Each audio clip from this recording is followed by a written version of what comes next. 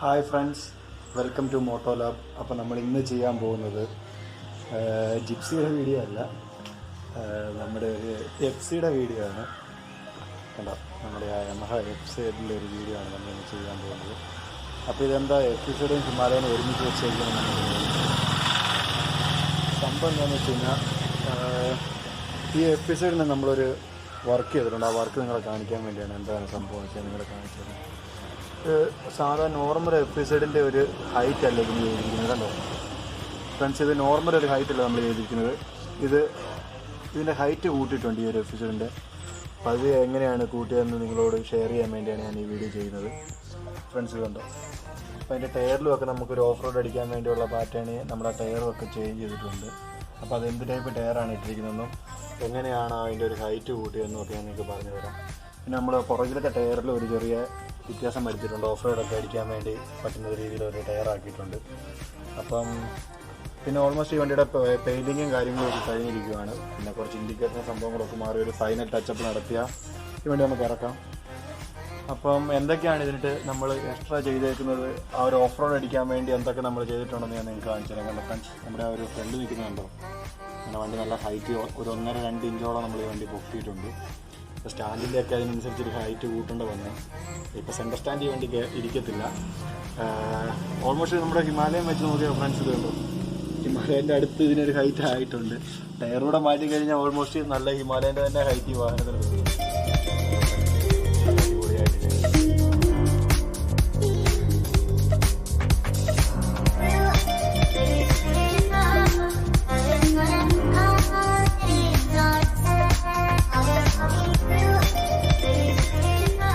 നമ്മുടെ ആ ഒരു ടാങ്കിൻ്റെ ഒരു സംഭവമാണ് വരുന്നത്. ടാങ്കിൻ്റെ ആ ഒരു കവർ വരുന്നത് ഈ ഭാഗത്ത് വരുന്നത് കണ്ടോ.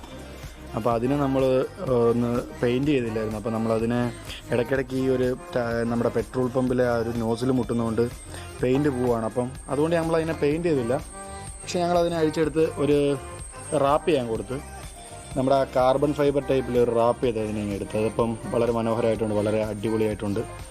അപ്പോൾ ഫ്രണ്ട്സ് കണ്ടോ, നമ്മൾ ആ ഒരു കാർബൺ ഫൈബറിൻ്റെ റാപ്പ് ചെയ്ത സംഭവം കയറ്റിയപ്പം നല്ല അടിപൊളിയായിട്ടുണ്ട് സംഭവം. കണ്ടോ ഫ്രണ്ട്സ്, ഒരു സെറ്റപ്പ് അതിൻ്റെ കൊള്ളാം അത്യാവശ്യം. അപ്പോൾ ഫ്രണ്ട്സ്, ഈ വാഹനത്തിന് ഇത്രയും ഭാഗം ഒരു അഭംഗിയായിട്ട് തോന്നിയുകൊണ്ട് അപ്പോൾ അതിനുവേണ്ടി നമ്മളൊരു ഗ്രില്ലൂടെ ഡിസൈൻ ചെയ്തിട്ടുണ്ട്. ഞാൻ നിങ്ങളെ കാണിച്ചു തരാം സംഭവം. ഒരു നൈസ് ഗ്രില്ല് നമ്മൾ ഡിസൈൻ ചെയ്തിട്ടുണ്ട്. ഇതുപോലത്തെ ഒരു ഗ്രില്ലാണ്. അപ്പോൾ ആ ഒരു ഗ്രില്ലൂടെ നമ്മളിവിടെ ഫിക്സ് ചെയ്യും. കണ്ടോ ഫ്രണ്ട്സ്, അപ്പോൾ ഇതുപോലൊരു ഗ്രില്ലൂടെ ഇവിടെ വരും വണ്ടിക്ക്, ഒരു റേഡിയേറ്ററൊക്കെ പോലെ ഫീൽ ചെയ്യാൻ വേണ്ടി. അല്ലെങ്കിൽ ഇത്രയും ഭാഗം ഇങ്ങനെ തുറന്ന് കിടക്കുന്നതുകൊണ്ട് ഈ വണ്ടിക്ക് ഒരു ഭംഗിയില്ല.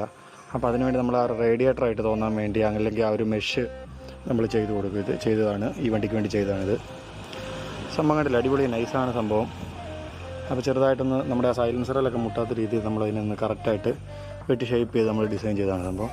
അപ്പോൾ ഇതൊക്കെ നേരത്തെ ഈ വണ്ടി ഫിക്സ് ചെയ്തിരുന്നതായിരുന്നു. ഇപ്പോൾ നമ്മൾ ഈ വണ്ടി പെയിൻറ്റിങ്ങിന് വേണ്ടി മാത്രം കൊണ്ടുവന്നതാണ്. അത്യാവശ്യം പെയിൻറ്റ് മാത്രം ചെയ്ത് ഒന്ന് സെറ്റ് ചെയ്യാൻ വേണ്ടി. അപ്പോൾ ഞാൻ നിങ്ങൾക്ക് വേണ്ടി നിങ്ങൾ എല്ലാവർക്കും FC ഒക്കെ ഉള്ളവർക്ക് വേണ്ടി ഒന്ന് കാണിച്ചു തന്നാണ്. ചെറിയ ഒരു മോഡിഫിക്കേഷനൊക്കെ ആഗ്രഹിക്കുന്നവർക്ക്.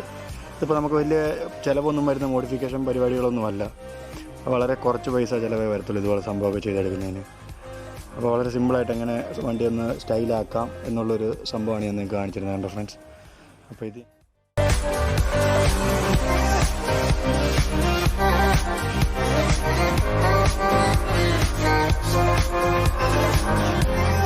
പിന്നെ നമ്മൾ ചെയ്തേക്കുന്നത് വെച്ചാൽ ഇൻഡിക്കേറ്ററിൻ്റെ ആ പാനൽസ്, ഹെഡ്ലൈറ്റിൻ്റെ പാനൽസും നമ്മൾ ആ ഒരു കാർബൺ ഫൈബർ ചെയ്തിട്ടുണ്ട്. ഈ ഒരു ഇതിനോട് ചേരുന്ന പോലെ തന്നെ. പിന്നെ അതോടൊപ്പം തന്നെ ആ പുറകിലത്തെ ഒരു പീസ് നമ്മൾ കാർബൺ ഫൈബർ ചെയ്തിട്ടുണ്ട്. സീറ്റൊക്കെ ഒന്ന് മാറ്റണം, ഒന്ന് സെറ്റാക്കണം.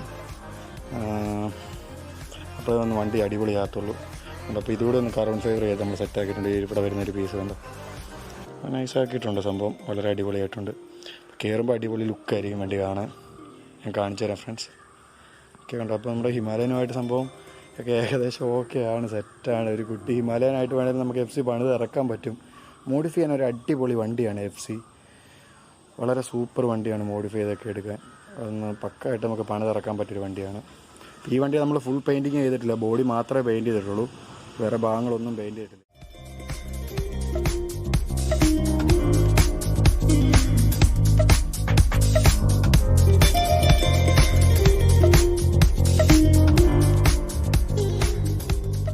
അപ്പോൾ ഫ്രണ്ട്സ്, എങ്ങനെയാണ് ആ ഒരു ഹൈറ്റ് കൂട്ടുന്നതെന്ന് ഞാൻ നിങ്ങൾക്ക് പറഞ്ഞു തരാം. നിങ്ങളോട് എങ്ങനെയാണ് അതിൻ്റെ ഷെയർ ചെയ്യുക. ഇത് വലിയ സംഭവമൊന്നുമില്ല, വളരെ സിമ്പിളാണ്.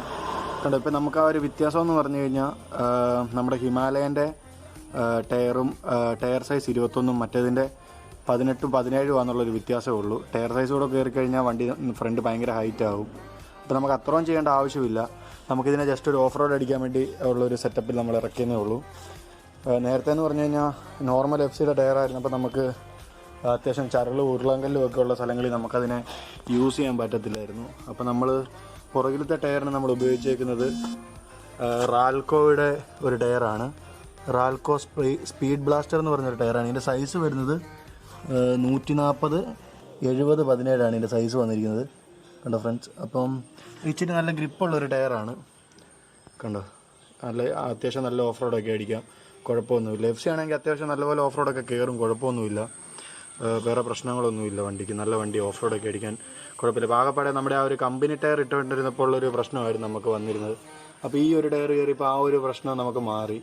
വണ്ടി എവിടെയും കിടന്നു സ്ലഷിലൊന്നും ചെമ്മ പൂണ്ടു പോകത്തില്ല, നല്ലപോലെ അടിച്ച് കയറിക്കോളും, പ്രശ്നമൊന്നും വരത്തില്ല. ഞങ്ങൾ ഉറുമ്പിക്കരയൊക്കെ ഈ ടയറൊക്കെ ഇട്ട് ഈ വണ്ടി കൊണ്ടുപോയതായിരുന്നു. അത്യാവശ്യം നല്ല രീതിയിൽ കയറി ഇറങ്ങും, ഒരു പ്രശ്നവുമില്ല. ഉറുമ്പിക്കര ഞങ്ങൾ അടിച്ചതാണ്, ഉളുപ്പണി വണ്ടിയിൽ അടിച്ചതാണ്.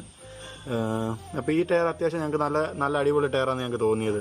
അപ്പോൾ ഉളുപ്പണിയൊക്കെ കയറിയപ്പോഴാണ് ഞങ്ങൾക്ക് മനസ്സിലായത് ഈ ടയർ നല്ല അടിപൊളി ടയറാണ്. അതുകൊണ്ട് തന്നെ ഞങ്ങൾ ഫ്രണ്ടും പതുക്കെ മാറ്റി. പക്ഷേ ഫ്രണ്ടിലത്തെ ടയർ വന്നിരിക്കുന്നത് മിച്ചലിൻ്റെ ഒരു ടയറാണ് വന്നിരിക്കുന്നത്. മിച്ചലിൻ, അത് സൈസ് വന്നിരിക്കുന്നത് 100, 90, 17 ഇത് ഇച്ചിരി സൈസ് കൂടിയ ടയറാണ് ഇട്ടിരിക്കുന്നത്. അതിൻ്റെ ആ ഒരു പാറ്റേൺ ഈ ഒരു ടൈപ്പാണ് വരുന്നത്, ഗ്രിപ്പ്. അപ്പോൾ പിന്നെ വണ്ടി നല്ല അടിപൊളിയാണ്. ഓടിക്കാനൊന്നും പ്രശ്നമൊന്നുമില്ല, നമുക്ക് ഓടിക്കാനൊക്കെ വളരെ നൈസാണ്, ഒരു പ്രശ്നമില്ല. ഞങ്ങൾ അത്യാവശ്യം ഇത് ലോങ് റൈഡും കാര്യങ്ങളൊക്കെ അടിക്കാറുള്ള വണ്ടിയാണ്. അപ്പോൾ ലോങ് റൈഡിന് പറ്റിയ രീതിയിൽ വണ്ടി നമ്മളൊന്ന് സെറ്റാക്കി എടുത്താണ്.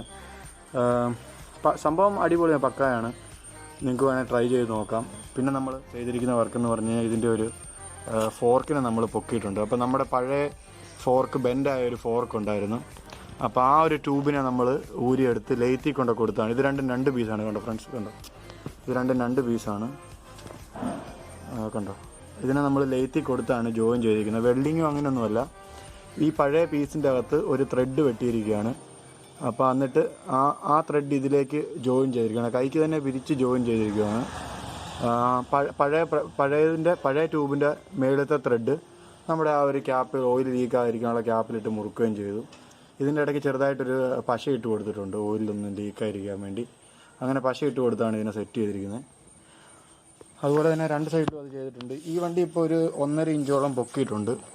ഇതിൻ്റെ ഫോർക്ക് ഒരു 1.5 ഇഞ്ചോളം പൊക്കിയതാണ്. ഇപ്പോൾ ഇവിടെ ചെറുതായിട്ട് തുരുമ്പൊക്കെ. ഇത് ഞങ്ങൾ പണ്ട് ചെയ്തതാണ്, കുറേ കാലങ്ങൾക്ക് മുമ്പ് ഇതിനെ പൊക്കിയതാണ് ഈ വാഹനത്തിനെ. അപ്പോൾ ഞങ്ങൾക്ക് അന്ന് ഓഫ് റോഡ് അടിക്കാനും കാര്യങ്ങൾക്കൊക്കെ വേണ്ടി ഞങ്ങളിതിനെ അങ്ങനെ ചെയ്തതാണ്. പിന്നെ നമുക്ക് ഇതിൻ്റെ അകത്തെ പമ്പും വേണമെങ്കിൽ പൊക്കാൻ പറ്റും. വാഹനത്തിന് ഇനിയും നമുക്ക് വേണമെങ്കിൽ ഹൈറ്റ് കൂട്ടാം, നമുക്ക് എന്തോരം വേണമെങ്കിലും ഹൈറ്റ് കൂട്ടാം. പക്ഷേ അത് നമ്മുടെ സ്റ്റെബിലിറ്റിയെ ബാധിക്കുക, ഒരാവശ്യത്തിലധികം ഹൈറ്റ് കൂട്ടുക. അപ്പോൾ നമ്മൾ അതിനനുസരിച്ച് ടയറും കാര്യങ്ങളും ഒക്കെ അപ്ഗ്രേഡ് ചെയ്യേണ്ടി വരും. അപ്പോൾ നമ്മൾ ഈ ഒരു ചെറിയ ഹൈറ്റ് കൂട്ടിയപ്പോൾ തന്നെ നമ്മൾ ടയറിലും കാര്യങ്ങളും ഒക്കെ അപ്ഗ്രേഡ് നടത്തി. നോർമൽ ആ ഒരു ടയർ ഉപയോഗിച്ച് നമുക്ക് ഒരിക്കലും ഈ വാഹനത്തിനെ പഴയ രീതിയിൽ കൺട്രോൾ ചെയ്യാൻ പറ്റത്തില്ല. അപ്പോൾ നമ്മുടെ ആ ഒരു കൺട്രോളൊക്കെ നഷ്ടപ്പെടും. അപ്പോൾ ഇത്ര ഹൈറ്റ് കൂട്ടിക്കഴിഞ്ഞാൽ എന്താ പറ്റുന്നത് വെച്ച് കഴിഞ്ഞാൽ നമ്മൾ നോർമലായിട്ടുള്ള ആ ഒരു ടയറിൽ വണ്ടിക്ക് കൺട്രോൾ നടക്കത്തില്ല. അപ്പോൾ നമ്മൾ ഇച്ചിരി പ്രൊഫൈൽ കൂടിയ ടയറും ഇച്ചിരി ഹൈറ്റ് കൂടിയ അങ്ങനെ ഇതിനെ അപ്ഗ്രേഡ് ചെയ്തതാണ് ഈ വാഹനത്തിൽ. കണ്ടോ, അപ്പോൾ നമ്മൾ ഞാൻ കാണിച്ചു തരാം. ഹിമാലയനുമായിട്ട് അത്യാവശ്യം നല്ല രീതിയിൽ തന്നെ വണ്ടിക്ക്, കണ്ടോ ഫ്രണ്ട്സ്, ഹൈറ്റ് ഉണ്ട്. പക്ഷേ സാധാരണ രീതിയിൽ നോക്കിക്കഴിഞ്ഞാൽ ഈ വണ്ടിക്ക് ഒരു പ്രത്യേകത അറിയാനില്ല, എല്ലാം വളരെ നോർമലാണ്. പക്ഷേ ചെറുതായിട്ട് നമ്മളതിനൊരു ചെറിയ മാറ്റങ്ങൾ വരുത്തുന്നുണ്ട്. നമ്മുടെ ആ ഒരു റൈഡിനെ സുഖമാക്കാനും പിന്നെ അത്യാവശ്യം നമ്മുടെ പർപ്പസുകൾക്കൊക്കെ അനുസരിച്ച് ചെറിയ മാറ്റങ്ങൾ വരുത്തി. ആ ഒരു മാറ്റങ്ങളൊക്കെയാണ് ഞാൻ നിങ്ങളെ കാണിച്ചു തന്നത്. പിന്നെ നമ്മുടെ പെയിൻറ്റ് നല്ലപോലെ തിളങ്ങുന്നുണ്ട്, നല്ല അടിപൊളിയായിട്ടുണ്ട്. പെയിൻറ്റിങ് നല്ല സൂപ്പറാണ്, ഒന്നും പറയില്ല. കണ്ടോ, ആ ഒരു ബ്ലൂ ഗിൽറ്റ് കണ്ടോ, അത് ആ ഒരു പെയിൻറ്റിങ്ങിൻ്റെയാണ് സംഭവം. നല്ല പക്കായിട്ടുണ്ട്. എൻ്റെ വീഡിയോ ഇഷ്ടമായെങ്കിൽ ലൈക്ക്, ഷെയർ ആൻഡ് സബ്സ്ക്രൈബ് ചെയ്യാനും ബെൽ ബട്ടൺ അമർത്താനും മറക്കരുത്.